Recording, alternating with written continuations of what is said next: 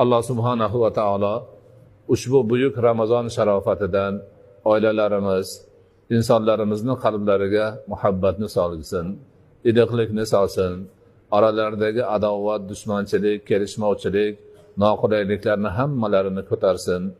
Ota-onalar, bolalar, er-xotinlar, opa-uka, aka-singillar, oilani ichida yashab turgan barcha azizlarimizga Alloh taolo o'zi baxtli, saodatli hayot bersin. Dinimiz ta'limotlari asosida bir-birlari bilan go'zal muomalada bo'lishlarini nasib qilsin. Har bir inson shariatimiz yuklagan o'ziga sharafli mas'uliyatni sharaf bilan ado etib, qarindosh urug'lari oldida, eli yurt oldida, eng asosiysi Alloh taoloning oldida yuzlari yorug' bo'lishini nasib etsin. Alloh oilalarimizni barchalariga tinchlik bergan, salomatlik bergan, ahillik, inoqlik bergan, o'zaro hurmat, ehtirom bergan, urush janjallarni, kelishmovchiliklarni, turli noqulay holatlarni bizdan yiroq bo'lishini nasib etgan. Alloh o'zingdan yolborib so'raymiz, barcha ishlarimizni o'ngidan kelishini o'zing nasib etgan.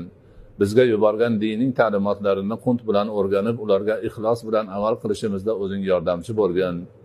insonlarimizni hammalarini mo'minlik, musulmonlik burchini sharaf bilan ado etishida o'zing ko'makchi bo'lgan, oilalarimizni baxtli, saodatli qilgan, oila a'zolarini hammalarini haqiqiy mo'min, musulmon bo'lishlarini, o'z vazifalarini sharaf bilan ado etishlarini nasib etgan.